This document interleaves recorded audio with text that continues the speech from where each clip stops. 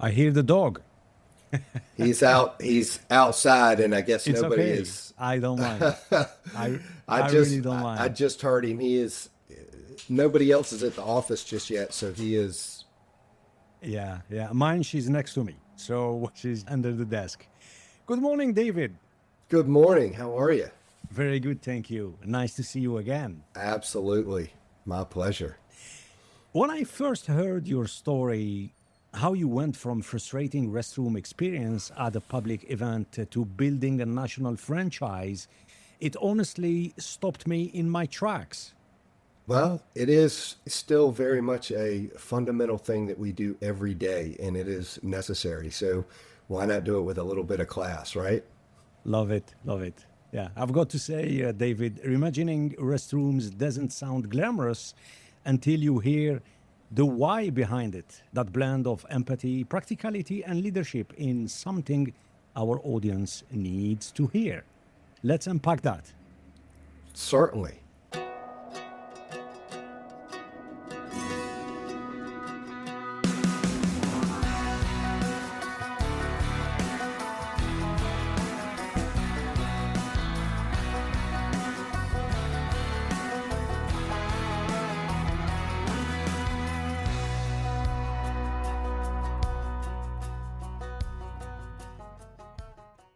The following is a conversation with David Sawyers, co founder of Royal Restrooms and a serial entrepreneur, redefining customer experience through innovation in unexpected spaces.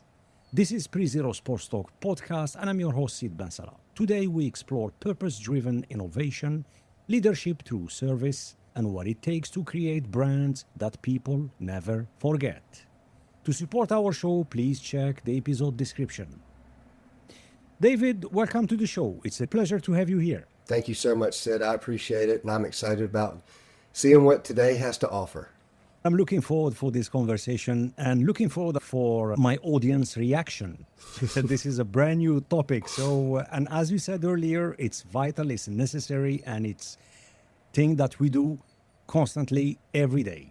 Yeah. So, your story is one of vision, patience, and creating something meaningful in a space most people overlook. For those unfamiliar, David, with your journey, can you take us back to that moment when your daughters needed a restroom at an outdoor event and there was nothing available, and how that became the starting point of Royal Restrooms? Yes. Well, I think we've all experienced this frustration at some point in our lives and the anxiety of thinking about going to a portable bathroom or a bathroom in general that is outside of your comfort zone, your home. And that's exactly what took place. My daughters were potty training at the time, and we were at a Shakespeare in the Park festival. And it's this wonderful setup. We were having a wonderful time, and she's like, Daddy, I have to go to the bathroom. So I take her over to a porta potty, and I've got my younger daughter Cece on my hip. And when we first entered the bathroom, it's dark, it's tight, where it's not something that that you want to share and teach with your daughter about having to go to the bathroom. Next thing I know, I turn around and she's got her hands on the toilet seat, and I am just like, oh my gosh, slow down, wait a second, you don't touch this. I go into kind of panic germaphobe mode. I end up passing CC off to a stranger outside, and as I am helping and assisting Stella to go to the bathroom, what happened was something that we've all experienced. Go into a bathroom that is not your own. And that is a very similar experience with any portable restroom that you go to. The anxiety, the stress, the feeling of kind of the unknown. Stella was potty training. She's unfamiliar with bathrooms in general. It's already a scary topic.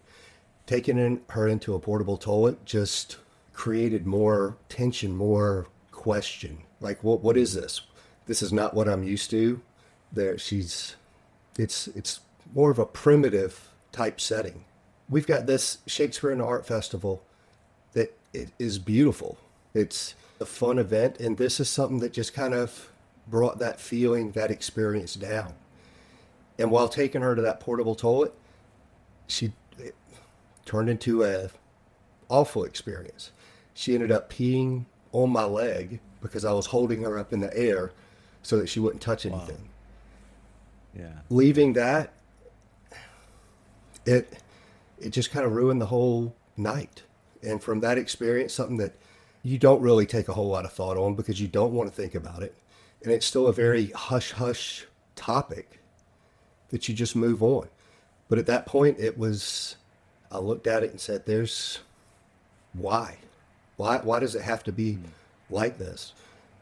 We can make this part better. Everybody is looking to make the next big splash or make the next big change. I'm just looking to do something that is what we are accustomed to doing. And that's going to the bathroom, in a normal setting. What did that original moment teach you about opportunity and problem solving? I feel like I've always had that entrepreneur spirit, kind of looking for almost like a side hustle. What can you do to make something just a little bit better? But I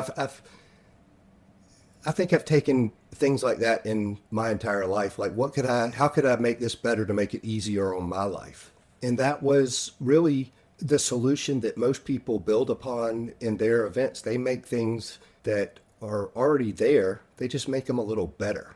And that turns into the next big thing. Phones, cars, all of these things just evolve. And that's exactly what we did with the portable toilet. We just evolved into something a little nicer in the public space. I bet you that your experience, you are not alone. You are not alone. How many events, sporting or entertainment, concert, or even corporate events, there is out there on a yearly basis around the world, and let alone the organizers, they think about everything, and that's the last thing or the least they will think about, And in your case, David, how did you validate that this could be a viable business? Well, so that was the initial problem. I mean, we had all kind of naysayers, people that told you that you were crazy, that this is not gonna work, that you're gonna spend a bunch of money, no one's gonna pay for something like this. And if you listen to it long enough, you start to believe it. So we first targeted events that we knew that people were going to spend the money at, which was weddings. We knew that people like to do outdoor venues. They like to be outdoors. They like to be creative. And we felt like that was the space that we could brand or mold or introduce our product to the masses because they would pay for it. And it worked. People, when they sat down on our trailer, they never looked at a portable toilet again. That is what they started to demand. That is what they envisioned that it should be. So by doing these weddings, even if there were a couple hundred people at a time, they were the talk of the wedding. They were the talk of, surprisingly, of that event. Going forward, those people started saying at their next concert or event, why don't you have a royal restroom? Why don't you have a nicer facility? And you're right, just like what you said, most people, most event organizers, they don't think of that because it's still, like you said, that hush hush. It's kind of one of those necessary evils. You have to provide it. And you want to try to do things as low cost budget as you can because you want to provide that wow effect for the bigger name band or for the sporting events. You want to put that flair on. Quite honestly though, more people appreciate a nice facility. They stay longer, they buy more, they drink more because it's something that they don't have to worry about. When you have events that are large scale like that, and it is a somewhat uncomfortable situation, you tend to self-regulate some of the things that you do. You may not drink as much, you may not eat as much. Or if you, like some people I've talked to, if you've got to go to the bathroom, you leave the event and you don't come back. Yeah. And it's so smart. Since the get-go, you started with weddings because the couple, they don't want anything to give a bad impression or bad experience to the guest. That was really smart. And David, what was the first version of Royal Restrooms like? So our first version was, it was a mimic of our half bath. So you walked in, it was basically a 4x6 space inside. And Was it kind of a porta cabin? Or? no, it was on a trailer, but it had a On a trailer, okay. full functioning porcelain toilet. It had a vanity. It was climate controlled. It had a mirror, your sink, your trash can, your toiletries, but you had space. You had a locking door. So it was just like a small water closet. There wasn't anything fancy, all white, gray linoleum floor, but it was essentially a real bathroom, just on a trailer. Why did design matter so much in an industry that had ignored completely aesthetics? For me, it was out of my experience. I wanted to be able to take my children. I wanted to be able to feel comfortable. I wanted to have the interior light. I wanted it to have space to move around. In other words, if I had a place that I had to take my baby bag and put that on the counter, but I wanted to be able to wash my hands. I couldn't clean up after I got messy. I didn't have a way to wash your hands other than with baby wipes. And in Savannah, it's hot. I mean, it's hot and muggy. You're sweating. I wanted it to be climate controlled and comfortable so that it wouldn't be like some hot box in there.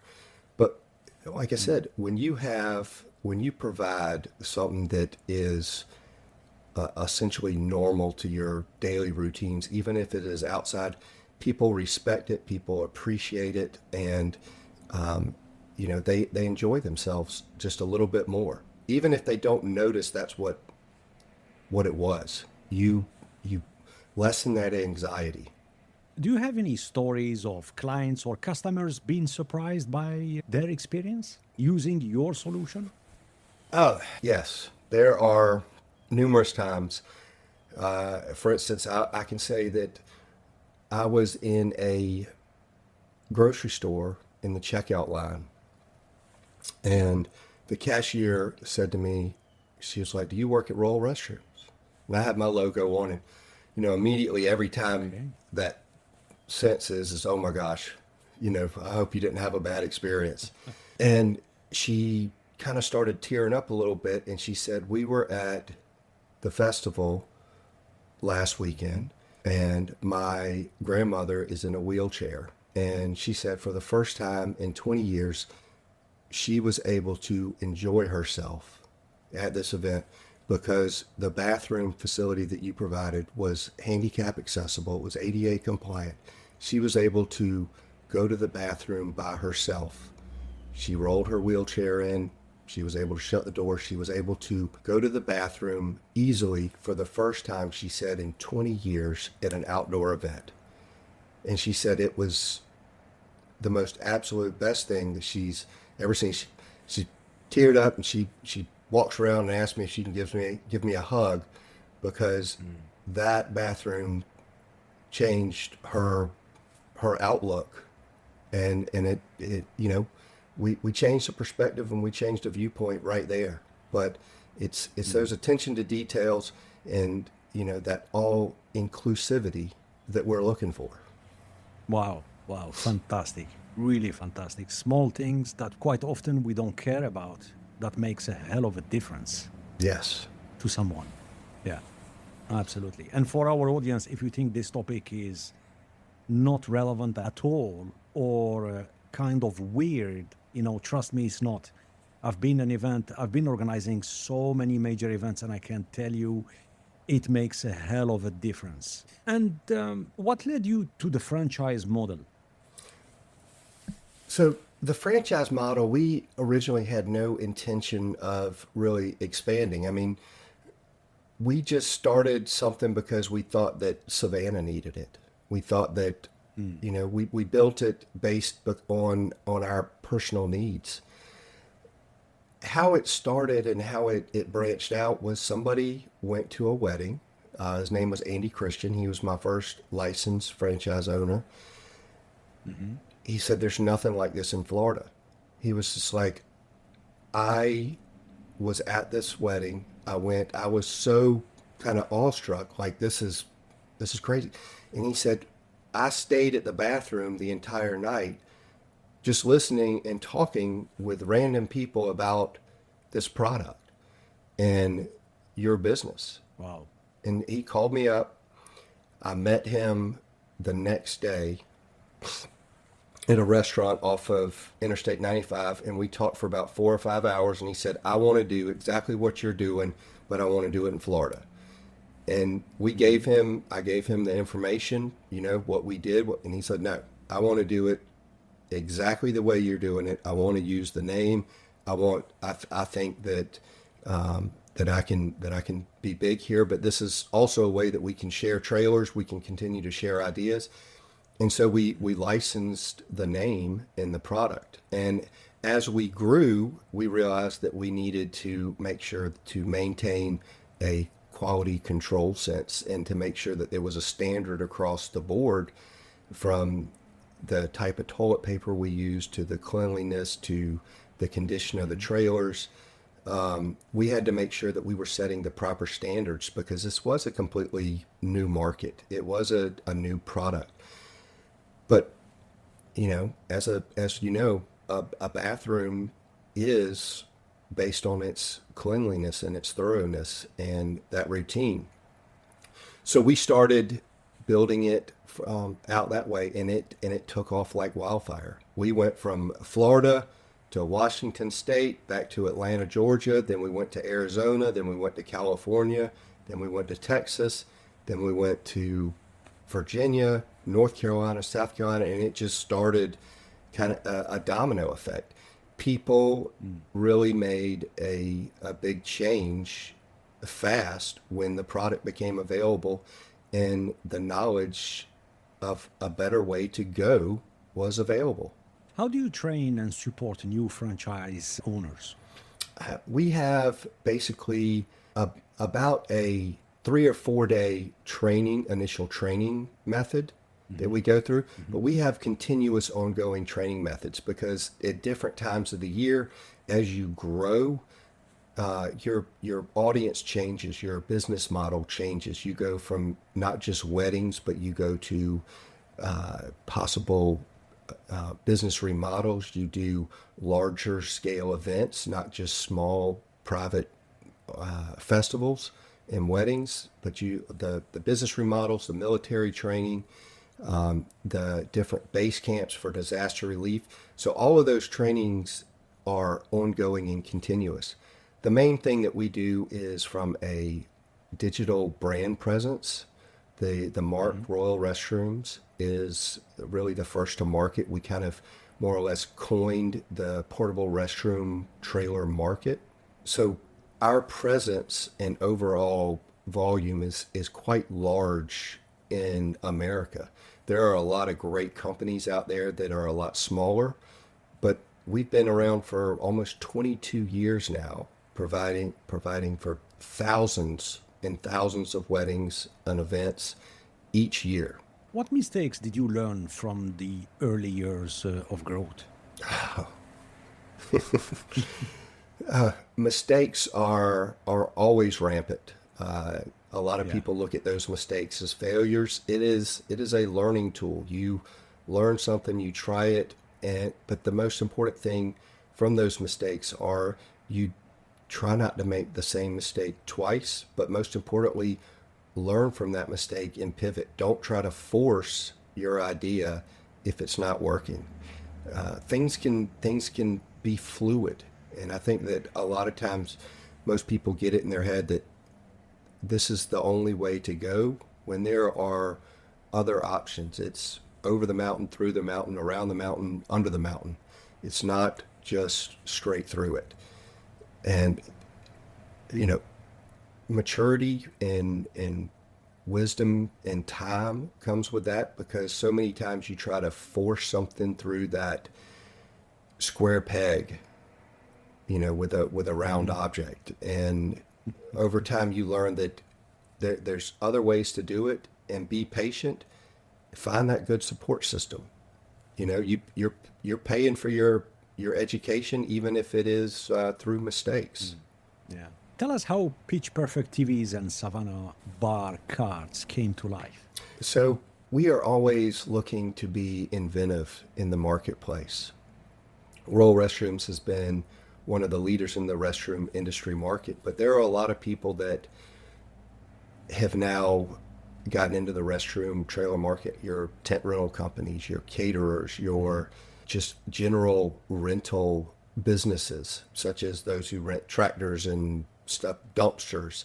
We're primarily more of an event services industry, kind of like how I feel like, or I like to think of us. And beverage trailers, TV trailers, office trailers, refrigeration trailers are all part of that events industry model. We've done so many different horse races, graduation parties, football parties, sporting events, where things like TVs are part of those setups. And if we're able to do that together and offer that service, I want to try to branch into that a little bit more. It gives us that extra add-on capability, that more expert, the innovator in the market, to continue to bring that wow effect.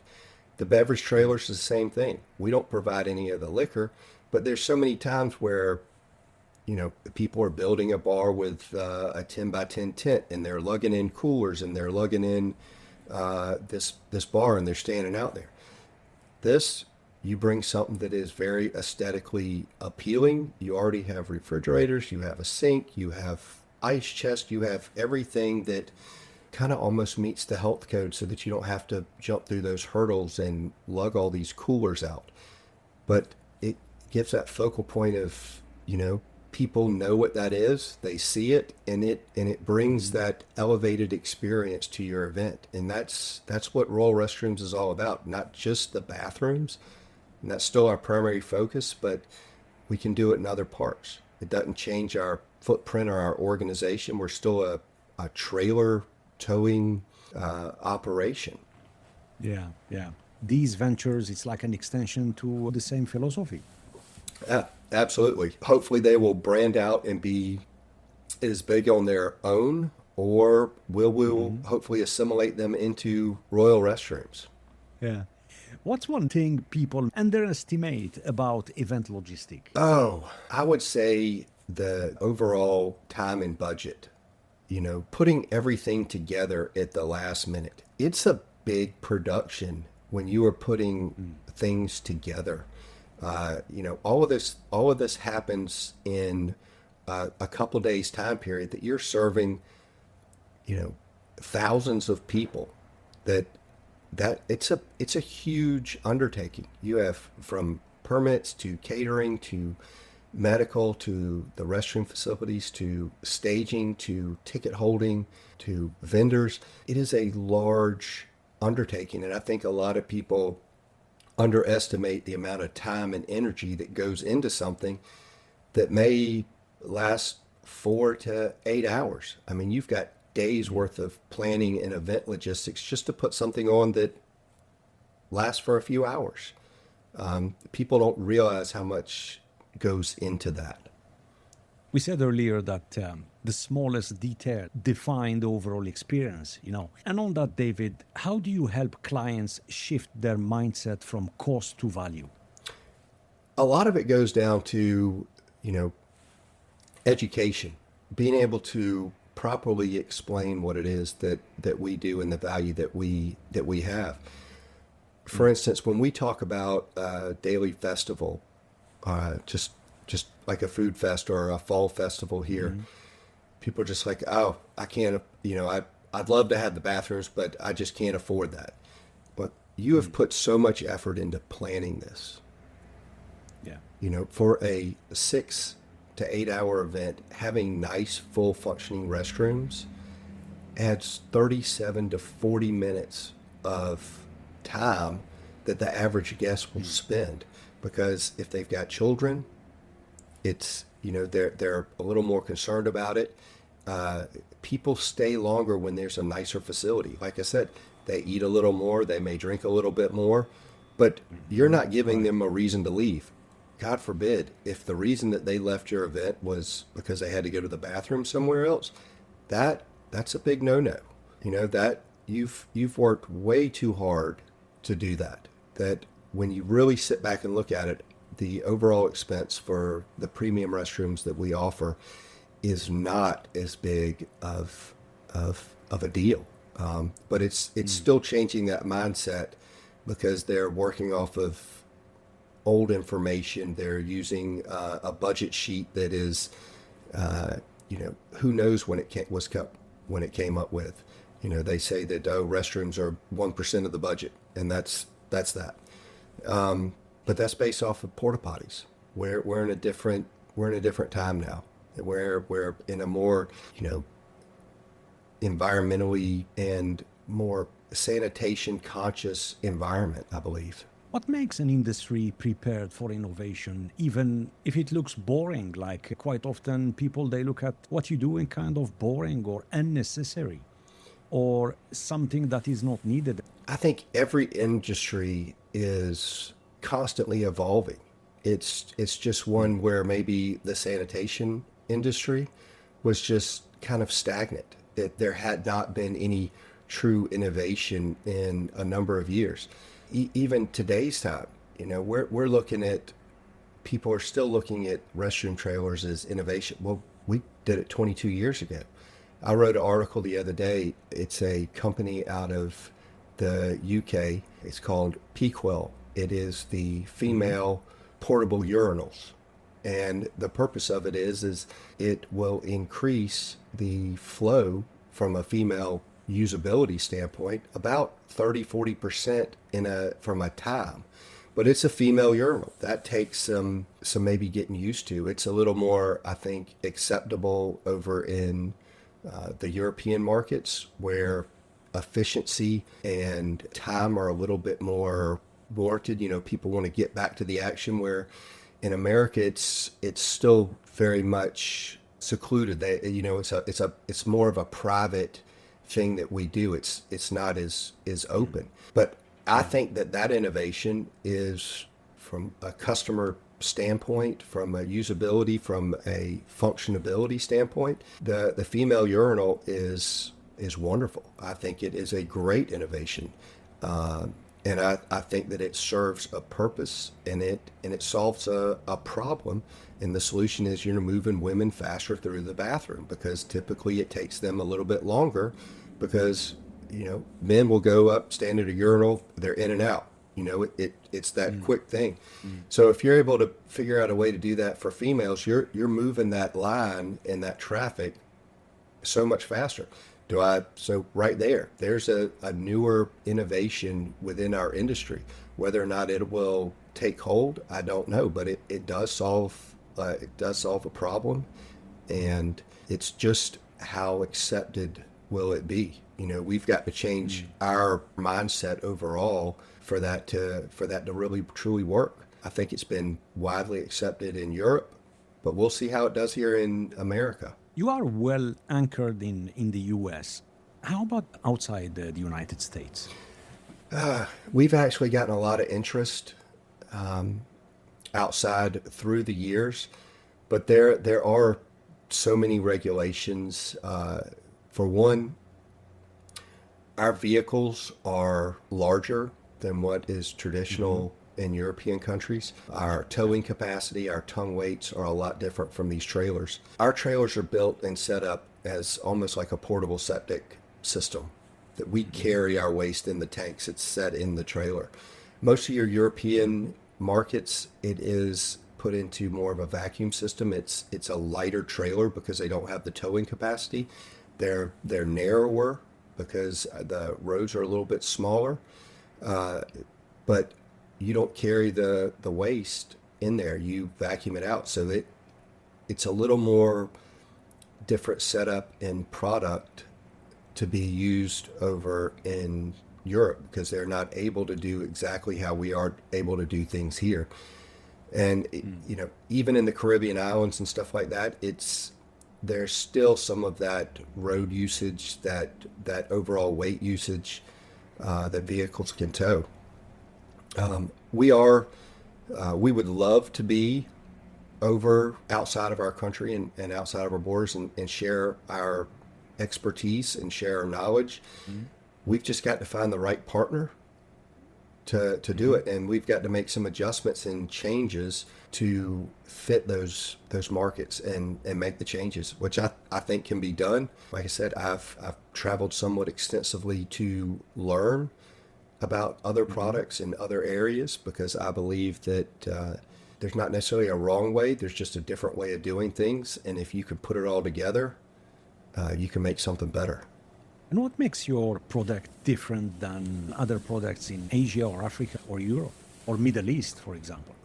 The main thing is that holding tank.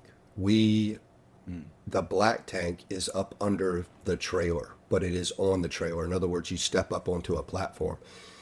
That weight, if you look at our standard trailer, is roughly 460 gallons at 8 gallons. You know, that's an extra 2,500 pounds on top of the trailer, which most vehicles can't pull that extra weight in a lot of these other countries.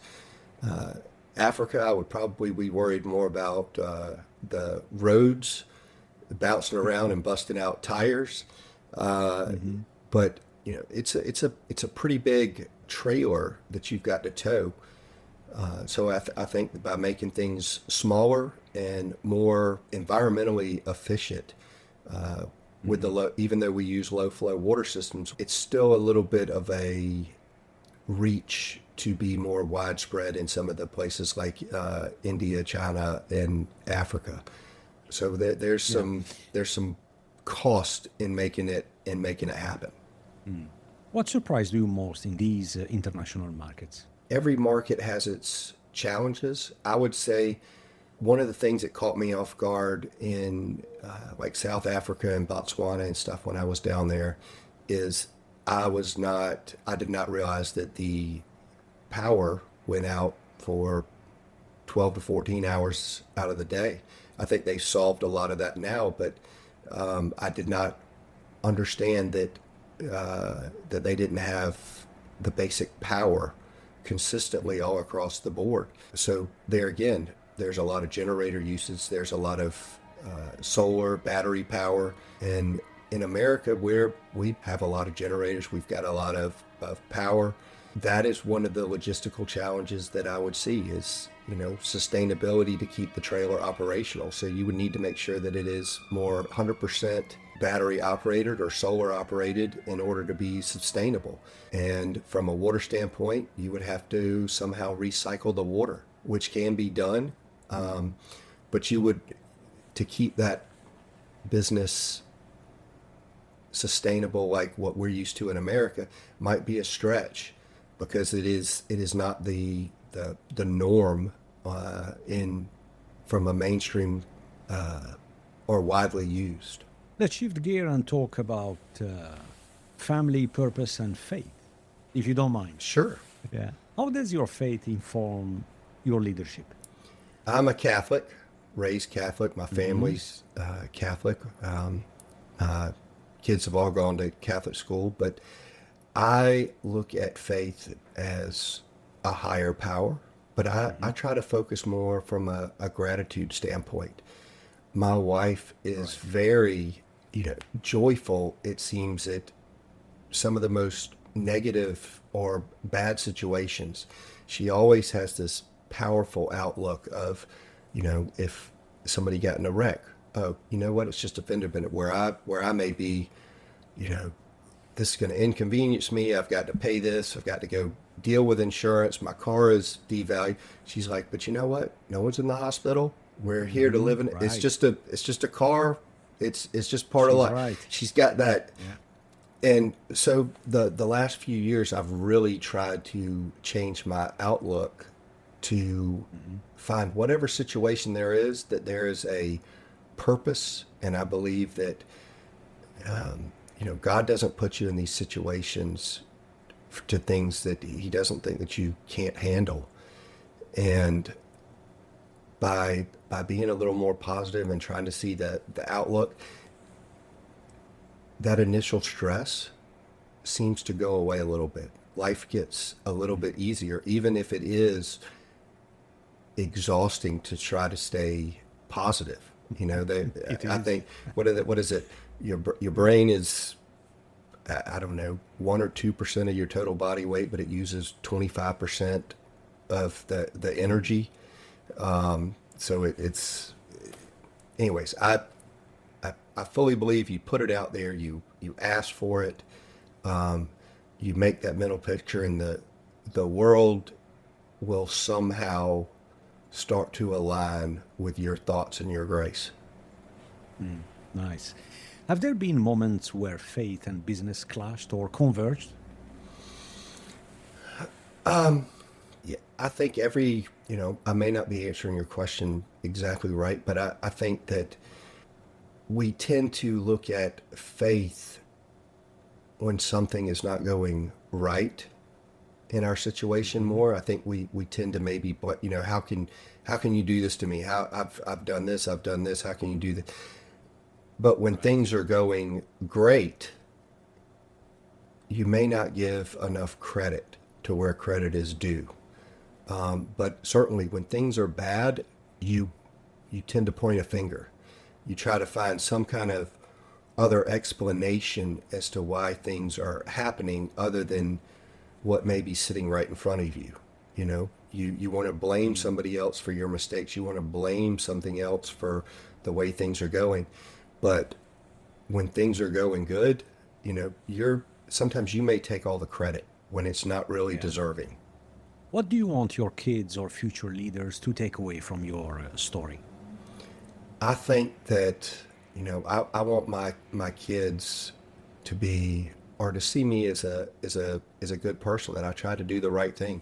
I always try to gauge, would I make my 16-year-old self proud? If I was 16 years old, would I look up to David Sauers and be like, I kind of want to be like him? He's like, that's kind of my back set, that I go for. I try to make that person proud. I don't try to make, you don't have to cut corners to do good things, and you don't have to make just one big home run to be good. You can take the baby steps and take the small journeys, but look after people, make it right. Share your wealth with others. The world will generously give back to you. And I think that I try to teach my children that to be accepting of others, to take in as much knowledge as you can while you're young, and to put that to use in the future. Yeah, well said. Let's talk about customer experience and your brand. What is one element of customer service that never gets old? I like to think that even though we have a customer, we are always continuing to try to earn that customer forever. In other words, just because we have somebody doesn't mean that we need to slack up. It means that we need to continue to impress and put them as a top priority. Customer relations there's not just one key element. It is from communication to history to doing things that are above and beyond at every cost. How do you handle bad feedback or negative reviews? I would say that my old self would be a little defensive or possibly combative, or try to understand the situation that is more beneficial to me. I have been fortunate that we have always tried to do an exceptional job in the forefront. So our negative reviews have, not to say that they haven't happened, but are very few and far between. We try to understand them from their perspective and see where we did make a mistake. How can we learn from that mistake? How can we be better about it? But there again, it is when we have gotten a bad review, like on Google or something like that. I haven't written back a article trying to, or comment back. I've reached out to the customer directly, even if it's somewhere in my office from somebody that is in Washington State or California. If they've given a bad review, the co-founder and the president of the franchise company, I'll call that person. I'll take the time out because it's important to me to understand what went wrong, what happened. I use it as a teaching tool. I may write about it in our newsletter to say, hey, this is what can happen. Or if I look at it and it's, it's not really a mistake that we made, it's something that we got maybe thrown under the bus about, I'll call my office owner and let them know that I spoke with this person, that I went above and beyond. It's something that we take personal. I don't want anybody to have a bad experience. I want everybody to have a great experience, but too often there are, and we've learned over the years that maybe what a customer requests sometimes, like let's say that they'll say, oh, I want a 3-stall. You need 2 3-stalls trailers for the size people that you've got. Well, people will call and say, oh, the trailer's dirty. There was a long line. Mm-hmm. We're the ones that may get thrown under the bus, or because it was overused, we're the ones that gets the bad reputation for it being dirty because we didn't have the proper thing. So in a lot of events now and a lot of things, we will not do what is necessarily asked just because the customer says that that's what they want. We will put in, hey, we're not going to do it. If this is all you want, we're not going to risk our reputation for one job because we want to do things right. And if you don't have the funds for it, what kind of sponsorship? How can we make it right so that we can do this? Is this a for-profit event or is this for a good cause? If it's for a good cause, hey, look, we want to be there. We want to help out the community. We want to make a difference and be impactful. So we'll do everything that we can to make sure that it's done the right way. What's next for Royal Restrooms? We are still mapping that out. Right now, we've just gone to a CRM system. We've just changed to a new CR system because, customer service is very important. We want to make sure that when we capture leads that we go after them and that we are do our due diligence in making sure that we do everything that we can for this customer. It also allows us from a longevity standpoint, keeping a customer. We'll send them a happy second wedding anniversary email or a card in the mail because that's in our system now. We've got a lot of things that are going really well for us. And we've got a lot of opportunity. Like I said, like you mentioned earlier, pitch perfect TVs, Savannah bar carts. The more we fine-tune those products to be able to push those out to other markets, the more impactful and the more beneficial we will be as a company. But being more inclusive in the events industry will make sure that we maintain as the leader in the restroom industry. You're listening to the Pre-Zero Sports Talk. For more conversations on sports leadership, faith, performance, and innovation from Sweden to the world, visit prezerosportstalk.com. Great. Now it's time for our lightning round. Oh, goodness. Okay. You ready for speedy Q&A?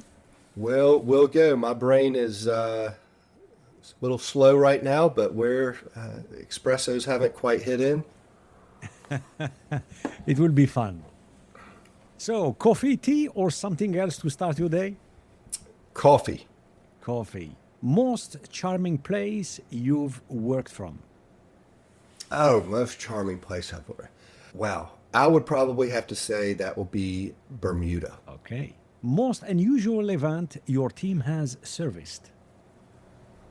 Most unusual event. I would not say that it would be unusual, but highly specific. And that would be when we did the World Equestrian. We had to put bidets in every trailer, and they made our trailers into part of the tents. And when you walked into the tent, you would never, ever believe that you were in a tent. Okay. What's always in your travel bag? Small clippers for my beard. I love it. What song gets you focused before a big pitch? What song gets me focused before a big pitch?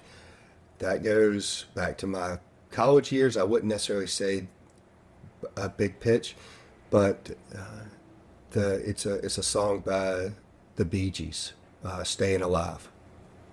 Bee Gees, yeah. One thing you wish more young entrepreneurs understood. Just that they need to put forth the effort with their ideas. So many people try to give excuses as to why they cannot proceed. And I see that all the time. I can't do this, I can't do this, or I'm stressed out about something. You can find the time to do it. You just have to refocus your energy into what it is that you want. Mm-hmm. While on vacation, do you fully unplug or do you sneak some work? I always sneak work. I don't know of any entrepreneur that cannot not sneak work. I go on vacation to recharge and to be creative, but I'm always on the lookout for things on how things are done differently so that how can I bring this back and how can I make changes? Because, it may be more efficient, it may be better, or it just may be not accustomed to in America. So you always have to be thinking and evolving. Thinking, yeah. What's your go-to Sunday ritual? Oh, Sunday ritual is, besides going to church, it is usually home cooking some kind of breakfast. I don't normally cook breakfast at any other day during the week. It's usually a microwave or takeout from somewhere else. But on Sundays, I will try to cook pancakes or sausage or bacon or something. So my ritual will be that and my espresso at the house. At the house, yeah, yeah. David, if you could have a dinner with a historical figure, who will it be and why? Oh, there's so many different ones. Like I said, we just got back from London, so we've been reading up on Winston Churchill and Shakespeare. I think that I would have to go with, right now, William Shakespeare. He has coined so many different phrases and saw things from a completely different perspective and somehow was able to do things that were quite insulting, but people were not insulted. I would love to pick his brain on how to do that to continue to be creative in leaving a mark as a legacy. And on that, what legacy do you hope your children will remember most? I would like to think that my children will think of my legacy as someone who never stopped believing, who never stopped learning, but was also compassionate and was caring. That community was important to him, being just a general overall good person that was inspiring to them in their lives. That I do things because I want my children to be proud of me. I do things that I want my parents to be proud of me. So my legacy is I don't have to have a mark. I just want that image of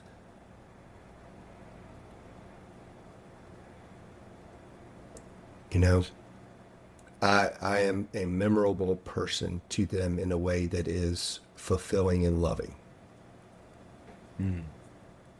David, thank you very much for sharing your insights on leadership innovation and what it takes to build something meaningful in places most people ignore. It's been a pleasure having you on the show. Thank you so much. I truly enjoyed this. Thank you. And for our listeners, I leave you with a few words from Peter Drucker. The best way to predict the future is to create it. And that's exactly what David has done, with vision, persistence, and deep care for the people he serves. We want to thank you for joining our show. If you enjoyed this episode, we have more for you. You can now watch the entire episode on our YouTube and Spotify channels. While you're here, subscribe and don't forget to tap the bell. Visit prezerosportstalk.com to explore more conversations on sports, leadership, faith, performance, and innovation. From Sweden to the world. Until next time, stay curious, stay inspired, and make a difference. We'll see you soon. Take care.